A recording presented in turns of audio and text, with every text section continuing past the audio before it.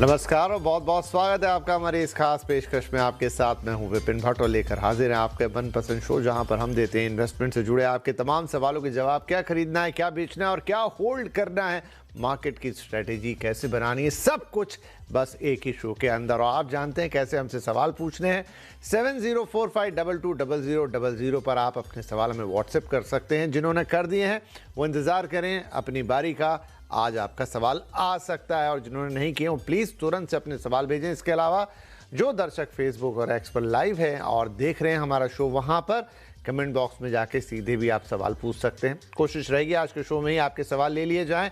और आज आपके सवालों के जवाब देने के लिए हमारे साथ हैं रघुनाथ कैपिटल के सीईओ पवन माहेश्वरी। पवन जी, बहुत बहुत स्वागत है आपका। आपसे ढेर सारी बातचीत करेंगे, दर्शकों के सवाल भी लेंगे। तो पवन जी के साथ बातचीत हो उससे पहले जरा आज के बाजार पर एक नज़र डाल लेते हैं। आज सेंसेक्स वीकली एक्सपायरी के दिन बाजार में उतार चढ़ाव रहा। निफ्टी और सेंसेक्स निचले स्तर से सुधरे बंद हुए। बैंक निफ्टी निचले स्तर से करीब 1% सुधर कर बंद हुआ। लगभग कल जैसा माहौल यहाँ पर आज भी।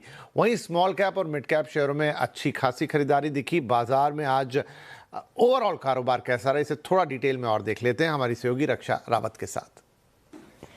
सेंसेक्स के वीकली एक्सपायरी के दिन भारतीय बाजारों की शुरुआत जो है कमजोर हुई, लेकिन सूत्रों के हवाले से खबर आई कि सरकार एफआईआई निवेश पर टैक्स पर कुछ राहत दे सकती है। वहां से बाजार संभले और एक रेंज बाउंड कारोबार करते हुए भारतीय बाजार हरे निशान में बंद हुए हैं। निफ्टी की बात करें तो यहां पर फ्लैट क्लोजिंग हुई है और निफ्टी बैंक में रिकवरी काफी अच्छी थी। 121 अंकों की बढ़त के साथ निफ्टी बैंक यहां पर बंद हुआ है। मिड कैप स्मॉल कैप ने आज आउट परफॉर्मेंस दी है मार्केट को और काफी अच्छे मूव्स यहां पर देखने को मिले हैं। अगर सेक्टोरियल मूवर्स की बात की जाए तो यहां पर capital goods, Nifty energy, capital market share, defence share, PSU bank और फार्मा काउंटर्स थे जिन्होंने आज निफ्टी को लीड किया है। अगर बात करें लूजर साइड की तो यहां पर आईटी इंडेक्स में गिरावट देखी गई और इसके अलावा मेटल पैक्स में भी कमजोरी देखी गई। हालांकि निचले स्तरों से यहां पर भी थोड़ी बहुत रिकवरी देखने को मिली। अगर आज के बढ़ने वाले शेयर्स की बात की जाए निफ्टी में तो यहां पर क्लियरली टाइटन, एटर्नल, कोल इंडिया, आईटीसी, अदानी एंटरप्राइजेस और सिप्ला जैसे शेयर्स थे जिन्होंने निफ्टी को कंट्रीब्यूट किया। अगर लूजर साइड की बात की जाए तो यहां पर इन्फोसिस आईटी पैक से, बजाज फिनसर्व, मेटल पैक से Hindalco, UltraTech cement, SBI life और एचसीएल टेक जैसे काउंटर थे जिन्होंने बाजार को आज कहीं ना कहीं डिसअपॉइंटमेंट दी है। तो ये था आज के बाजार का पूरा ब्यौरा। राइट, तो ये था आज के बाजार का पूरा ब्यौरा जो रक्षा बता रही थी। और अब जरा बात कर लेते हैं कि फाइनल जो हफ्ते का आखिरी दिन है, शुक्रवार को बाजार कैसा रह सकता है। लेकिन उससे पहले एफआई डीआईएस के नंबर जरा देख लेते हैं। आज क्या कोई परिवर्तन नहीं, लगभग कल जैसे। कल जरूर आंकड़ा 5000 के आसपास का था दोनों तरफ से। आज वो आंकड़ा गिर के आ गया 4000 के आसपास का। तो एफआईएस की बिकवाली रही 4447 करोड़ से ज़्यादा और उसके सामने डीआईएस ने खरीदारी की 4360 करोड़ से ज़्यादा। तो ये बड़े निवेशकों की आज की इन्वेस्टमेंट, आज की खरीदारी और बिकवाली रही। अब शुक्रवार को मार्केट में आपको क्या करना है, तो देखिए इस हफ्ते का आखिरी कारोबारी दिन होगा और वहाँ पर मार्केट कैसा बिहेव करेगा ये थोड़ा समझ लेना ज़रूरी है। तो पवन जी, पूरा हफ्ता तो अब निकल गया। कल के लिए या शुक्रवार के लिए हम क्या उम्मीद करें मार्केट से? लगभग जैसा हफ्ता गया उसी तरह का ट्रेंड कंटिन्यू रहेगा या कुछ और भी देखने को मिल सकता है, क्योंकि क्रेडिट पॉलिसी भी होगी? नमस्कार विपिन जी। आज जो मार्केट ने सुबह नीचे ओपन होने के बाद जो रिकवरी दिखाने की कोशिश करी है और पिछले 2 दिन पहले भी अगर आप देखेंगे तो यहीं पे ही एक अच्छा डिमांड ज़ोन क्रिएट हुआ था। हालाँकि ये अभी वाला लेवल थोड़ा-सा डिसिसिव नहीं है, बट अगर मार्केट 23,600 के ऊपर स्टैंड करता है तो फिर यहाँ से एक अच्छी तेज़ी देखी जा सकती है। So technically trading point of view से ये वो ज़ोन है जहाँ पर अभी वेट एंड वॉच करना चाहिए। बट हाँ, 23,600 के आसपास अगर मार्केट निकल के स्ट्रांगली होल्ड करता है तो एक बहुत अच्छी बाइंग अपॉर्चुनिटी बनती है। राइट, तो निफ्टी में अगर 23,600 से ऊपर जाता है, यानी करीब तकरीबन 250 से पौने 300 पॉइंट ऊपर, यहाँ पर अगर वो बढ़त ले लेता है तो फिर एक अच्छी बाइंग अपॉर्चुनिटी आपको निफ्टी में देखने को तो 200 पॉइंट के आसपास ऊपर जाता है तो अच्छी एक बाइंग अपॉर्चुनिटी हो सकती है। Otherwise wait and watch. Bank Nifty sir एक अच्छा परफॉर्मेंस 2-1 दिन से दिखाता हुआ। देखिए, बैंक निफ्टी का जो चार्ट है वो काफ़ी अच्छा बन रहा है और इस आने वाली रैली में अगर ये रैली जो हम बात कर रहे हैं कि निफ्टी अगर यहाँ से ऊपर जाता है तो बैंक निफ्टी जो है ये एक काफ़ी अच्छा रोल प्ले करेगा। बैंक निफ्टी के लेवल्स बाइंग के हिसाब से बहुत अच्छे हैं और इवन पीएसयूज और प्राइवेट बैंक दोनों ही इस वक्त अच्छे परफॉर्म कर रहे हैं। यहाँ पर मैं काफी ज्यादा बुलिश हूँ। मुझे निफ्टी से ज्यादा तेजी बैंक निफ्टी में नजर आती है। 53,000 53,200 इसका एक बॉटम लगता है और यहाँ से 55,500 55,700 इवन 56,000 तक हम आने वाले कुछ समय में देख सकते हैं। तो मैं बैंक निफ्टी पे बुलिश रहूंगा। बट निफ्टी अगर 23,600 क्रॉस करती है तो मैं बैंक निफ्टी के अंदर ही अच्छे से लॉन्ग की पोजीशन क्रिएट करना पसंद करूंगा। बैंक निफ्टी में ज्यादा उम्मीदें हैं, ज्यादा मजबूती दिख रही है पवन जी को, लेकिन अगेन उन्होंने निफ्टी का थोड़ा सा उसमें एक एंगल लिया कि बैंक निफ्टी अगर 23,600 का लेवल क्रॉस करता है तो फिर बैंक निफ्टी में और ज़्यादा ऑप्टिमिस्टिक हो जाएंगे। बट एक मजबूती तो दिखाई है और वो कंटिन्यू रहने की उम्मीद है उन्हें, और 55,500 से लेके 56,000 तक के लेवल्स वो यहाँ देख रहे हैं। और बॉटम साइड पे 53,200 वो पकड़ रहे हैं, लेकिन ऊपर में 55,500 और 56,000 तक के लेवल्स ये बैंक निफ्टी के लिए मोटा मोटा हिसाब किताब रहने वाला है। राइट, तो ये तो ब्रॉडर मार्केट्स की बात हो गई। सर पवन जी, कोई स्पेसिफिक स्टॉक्स जहां नजर रखेंगे आप?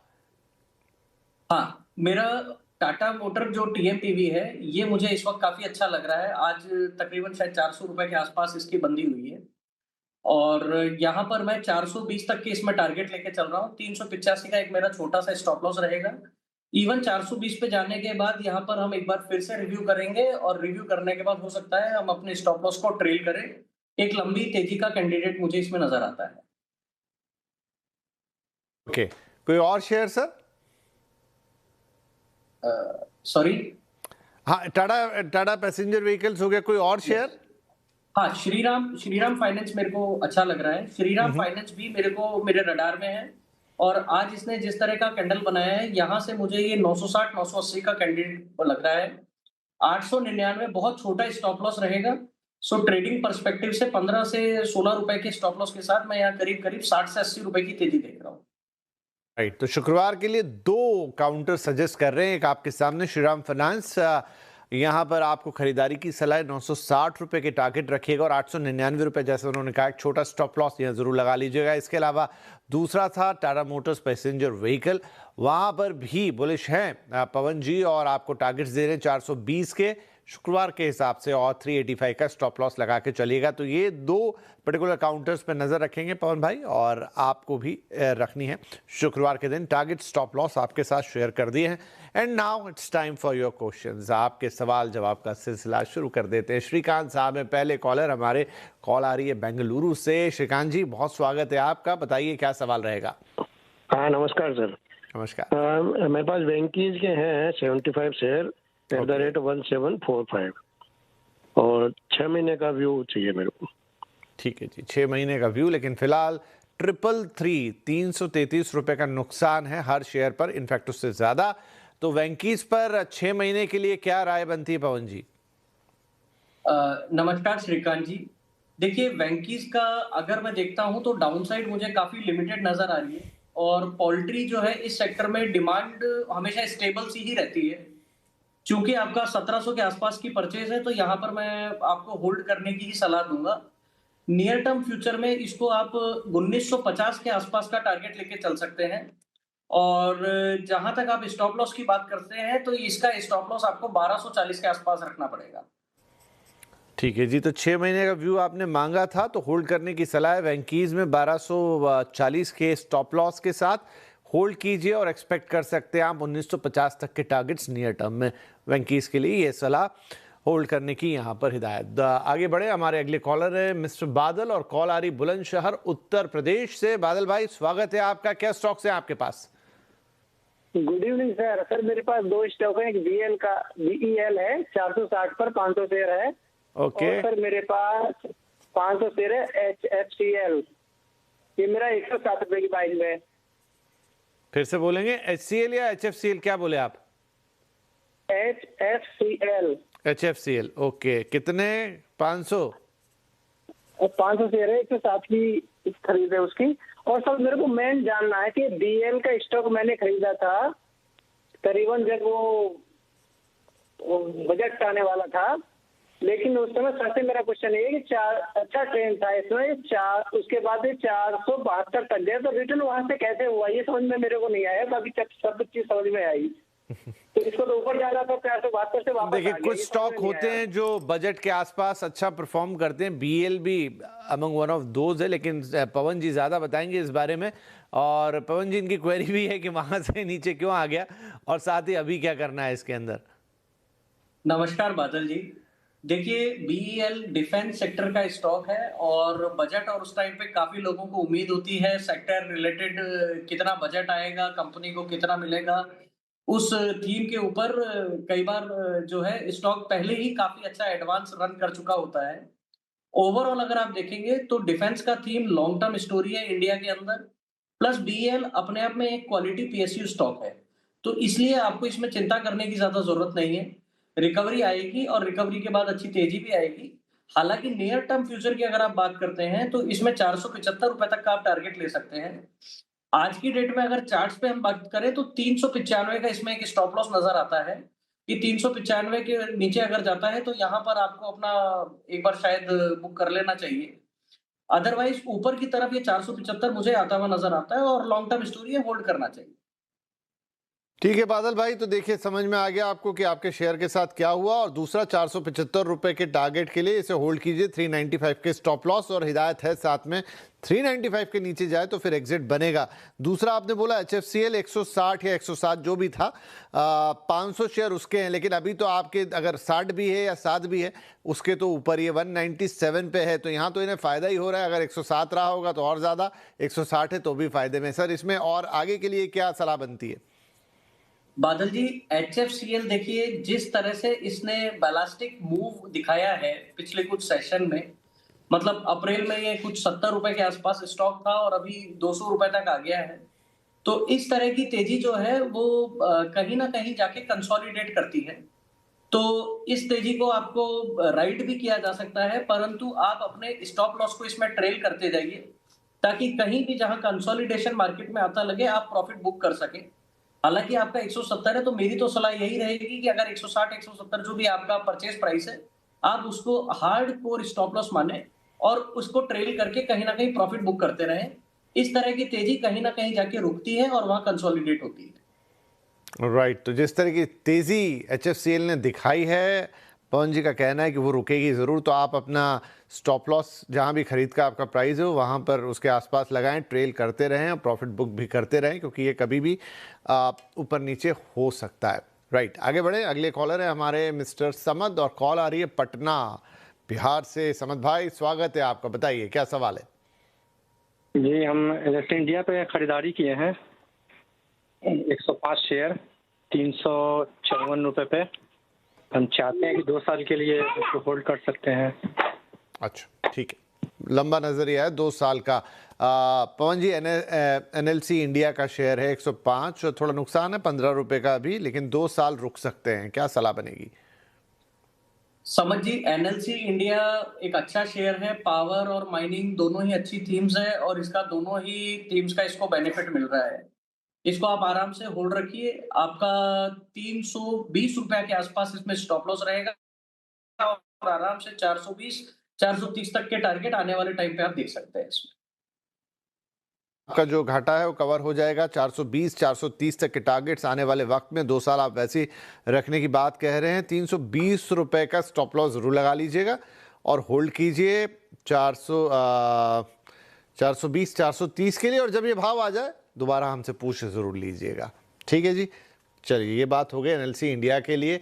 आगे बढ़े, अगले कॉलर हैं विशाल कपूर साहब और कॉल आ रही है राजौरी से। विशाल जी स्वागत है आपका, क्या स्टॉक से? सर मेरे पास HDFC बैंक का शेयर है सर, 400 शेयर है, 792 के भाव पे लिए हैं सर। 6 मंथ का सर व्यू है सर होल्ड करने का सर। कब लिया आपने एग्जैक्टली? सर कुछ हो गया सर, महीना हो गया सर, महीना भर। हाँ, 792 के भाव पर।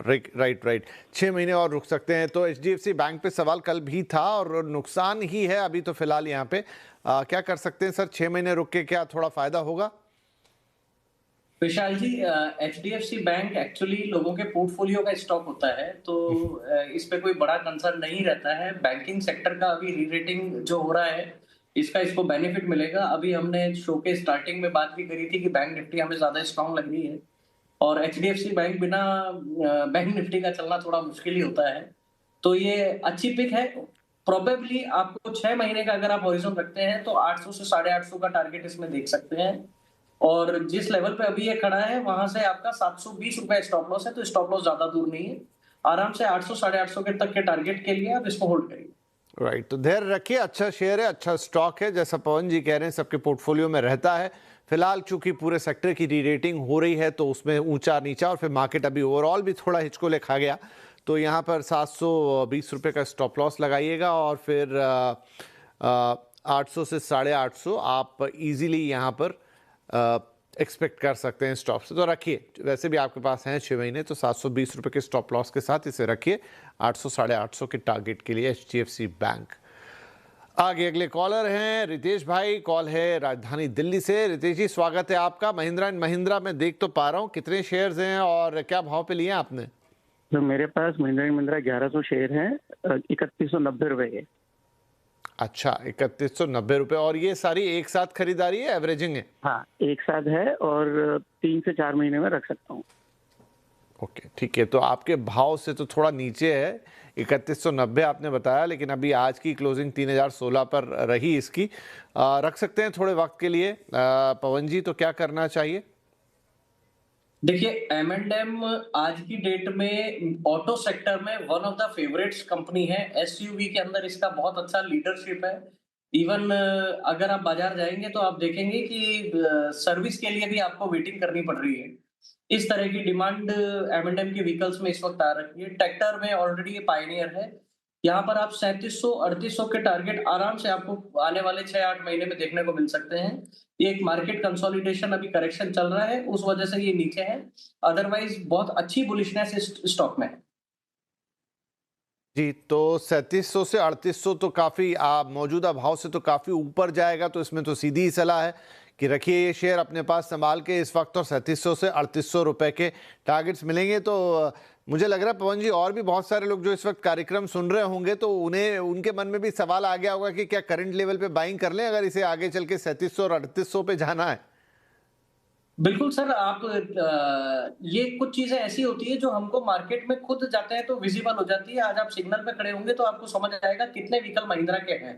और सडनली पिछले 4 से 5 साल में इन्होंने जो मार्केट कैप्चरिंग करी है, ये सब चीजें मार्केट कैप में रिफ्लेक्ट करेगी। तो ये स्टॉक है जहां पर मैं बुलिश हूं, और इस लेवल पे भी बिल्कुल मैं बाय करना पसंद करूंगा। तो इस लेवल पे, और इनफैक्ट पवन जी ने तो स्टॉप लॉस भी नहीं दिया, मतलब उनको पूरा कॉन्फिडेंस है कि यहाँ से ये 3700 से 3800 के टारगेट लेगा। और फंडामेंटली और टेक्निकल दोनों देख के आपको बता रहे हैं, तो 3700 से 3800 रुपए के टारगेट के लिए महिंद्रा एंड महिंद्रा को होल्ड करने की सलाह। और जो लोग देख रहे हैं और मौजूदा लेवल्स पे खरीदारी करना चाहते हैं, उनके लिए भी पवन जी की राय है कि वो खरीद सकते हैं। राइट, आगे बढ़े। अगले कॉलर है मिस्टर मिहिर फ्रॉम गांधीनगर, गुजरात। मिहिर भाई, केम छो, कैसे हैं और क्या क्या शेयर है? हाँ, मजामा विपिन सर। नमस्ते पवन सर। मेरे पास स्नेइडर इलेक्ट्रिक के 100 शेयर है 930 रुपए के भाव पर, और मैं इसकी बहुत बड़ी क्वांटिटी भी ऐड करना चाहता हूँ। लेकिन दिक्कत ये है कि जब बढ़ता है तो भी 5% और गिरता है तो भी 5%। तो क्या करें सर इसमें? पर देखिए, आपने जो भी लिया स्नाइडर, तो 930 के भाव के एक साथ लिए थे 100 शेयर या फिर एवरेज है? एक साथ लिए सर। ठीक है, तो बढ़िया है। ऑलमोस्ट 180 रुपए का मुनाफा आप कमा रहे हो। लेकिन आपको लग रहा है कि थोड़ा हिचकोले ज्यादा खाता, ऊपर नीचे ज्यादा होता है, तो मन में थोड़ी धुक धुक होती है। पवन सर, क्या सलाह रहेगी? अभी तो बढ़िया प्रॉफिट में है ये। देखिए मिहिर जी, कुछ स्टॉक्स होते हैं जो जनरली ज्यादा ट्रेड नहीं होते हैं, तो उन स्टॉक्स के अंदर वेरिएशन उसी हिसाब से आता है। हालांकि अगर जनरली बात करें तो इस स्टॉक का कैपेक्स और इलेक्ट्रिफिकेशन का जो आपका स्टोरी है वो इंटैक्ट है। यहाँ पर 1150 से 1200 रुपए तक के टारगेट आने वाले टाइम में देखे जा सकते हैं। चार्ट स्ट्रॉन्ग है, अच्छा है। और 900 रुपए, जो कि आपकी परचेज से ऑलमोस्ट 30 रुपए नीचे है, उसको आप स्टॉप लॉस इसमें रख सकते हैं और आराम से इसमें 1150-1200 तक के टारगेट के लिए वेट कर सकते हैं। क्या हो गया मिहिर जी, 900 रुपए का स्टॉप लॉस लगाइए, रख के छोड़ दीजिए। ऑलरेडी 200 रुपए का 180 रुपए का फायदा था, लेकिन अब बढ़ के और ऊपर जाएगा, तो 1150 से 1200 रुपए तक ये जाने की उम्मीद है। बाकी कहानी पवन सर ने बताई। तो जब ये टारगेट अचीव हो तो दोबारा पूछ लीजिएगा क्या करना है, कितना बुक करना है, या और आगे जाएगा, तब आपको उस वक्त के हिसाब से सलाह दे देंगे। और इस वक्त हमारे लिए वक्त हो गया एक छोटे से ब्रेक का। ब्रेक के बाद आपके और सवाल लेते हैं।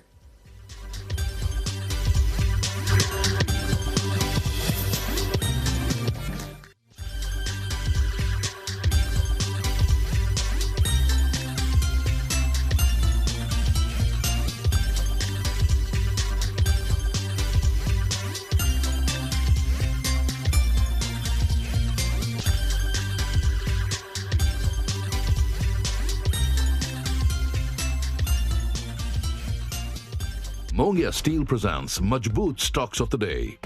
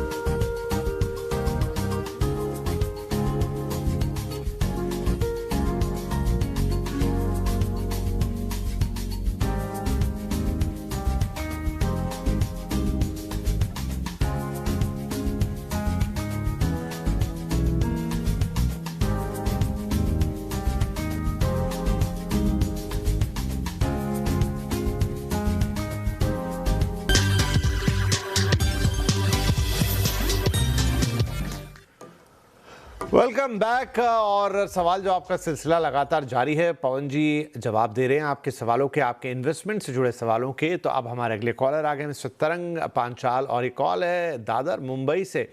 राइट तरंग भाई, बहुत स्वागत है। क्या शेयर्स हैं आपके पास? गुड इवनिंग सर पवन सर, गुड इवनिंग विपिन जी। जी गुड इवनिंग सर, मेरे पास BSE के स्टॉक है। मैंने बाय किए थे 3950 पे, 250 शेयर पड़े हुए। तो लॉन्ग टर्म प्रोस्पेक्टिव से मैं सोच रहा था कि कहाँ तक मैं होल्ड कर पाऊँ। अच्छा ठीक है, फायदे में आप 83 रुपये का। तो कितना आप लॉन्ग टर्म के लिए होल्ड करें, क्यों होल्ड करेंगे? ताकि ज़्यादा से ज़्यादा फायदा हो। तो सर अभी कितनी और इसकी चाल दिखाई दे रही है यहाँ से? तरंग जी, BSE का जो स्टॉक है ये काफी अच्छा मोमेंटम स्टॉक है। और मोमेंटम स्टॉक जनरली जब भी मार्केट में तेजी आती है तो ये सबसे ज्यादा तेज भागते हैं। कैपिटल मार्केट का जो एक्टिविटी है ये आपको पता है स्ट्रॉन्ग है, धंधा जो है वो स्टेबल है और बढ़ने वाला धंधा है। तो ये स्टॉक आप आराम से इसको होल्ड कर सकते हैं। इसके अंदर 5000 5200 तक के टारगेट आ सकते हैं आने वाले टाइम में। और आज जहां पर आप इसमें अभी खड़े हैं, इसका स्टॉप लॉस भी बहुत छोटा है। तकरीबन आपको 3450 रुपए का स्टॉप लॉस रखना पड़ेगा, और इसमें आने वाले टाइम पे 5200 के टारगेट देख सकते हैं। राइट तो यहाँ पर होल्ड करने की सलाह, और 5200 तक के टारगेट्स आप यहाँ पर आगे देख सकते हैं। 5000 से 5200 और 3450 का स्टॉप लॉस लगा के रखिएगा BSE के अंदर। राइट आगे बढ़ते हैं। अगले कॉलर है mister Sanjay from new Delhi. Sanjay भाई स्वागत है आपका, बताइए सवाल। नमस्कार सर। नमस्कार सर, मैंने टाटा स्टील का शेयर 200 शेयर अभी परसों लिया था, 210 रुपये 60 पैसे।